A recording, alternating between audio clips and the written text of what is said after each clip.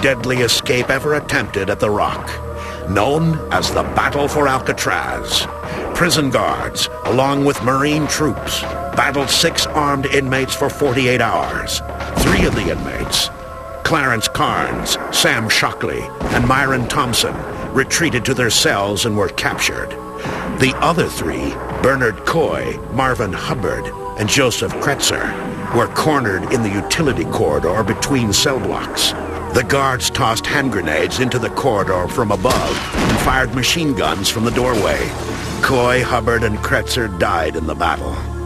36 years later, the spirits of the 3 men who died in that corridor materialized with the help of a most unlikely ally. Took out a shop, and they're still on the scene. They're concerned about... Award-winning broadcaster Ted Wygant is an institution in San Francisco radio.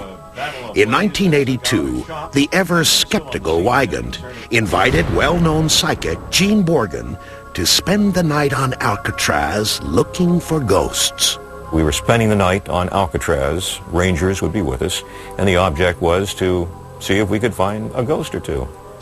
For hours, Ted and Gene searched much of the prison with minimal results.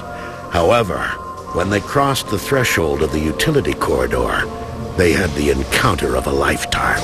About 3 o'clock in the morning, we went into the utility alleyway between the 2 cell blocks. This was the passageway in which the 3 men were finally trapped. The door was closed, it was pitch black, and he started calling for whatever the troubled spirits were. And quite frankly, I thought, this is really stupid. It's 3 o'clock in the morning, I haven't had any sleep, and we're doing this. Why? The answer came in a shocking rush of undeniable power. Suddenly, I got this tremendous feeling of anger, and I felt this presence beneath us in the dirt where these 3 men had died.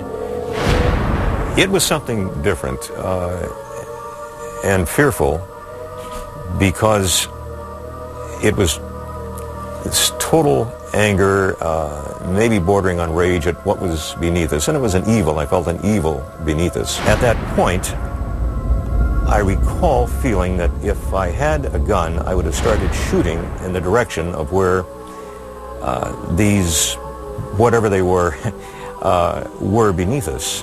Ted, he actually yelled something very sharp, very angry, and there were a few little cuss words in there, and that's what alerted me that something was really wrong. So I turned directly to him, and at that point, his face was very changed. It was like I wasn't looking at Ted. Something was in that corridor that I was seeing and feeling, and that Ted, I know, was feeling. You could just see the anger and hate coming out of his eyes, and this is not a typical Ted at all. And at that point, I immediately reacted to his anger. It was very traumatic. I mean, the anger and hate I felt toward him at that moment was astounding. I was going to kill him to get out of that corridor. I was going to strangle him to death, but I was going to get over him and out that door. Concerned for Ted and herself, Jean asked that the door be opened. And at that particular point, Ted sort of shook, and his face then relaxed. And then I was looking at Ted again. And then the minute he relaxed, I relaxed. I was extremely bothered with what had happened. For me, at that moment, it was absolutely real. 3 vicious killers had died violently in the narrow room.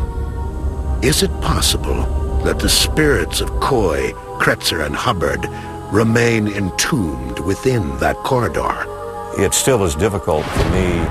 I can't say that there was something there. I can only say that something happened. Other attempts to explore the paranormal aspects of Alcatraz have proven equally disturbing. A psychic who was taking the tour of the prison was paralyzed with fright when a man materialized in a cell and threatened her with a weapon. Even those who work at Alcatraz are not immune to its unexplained power.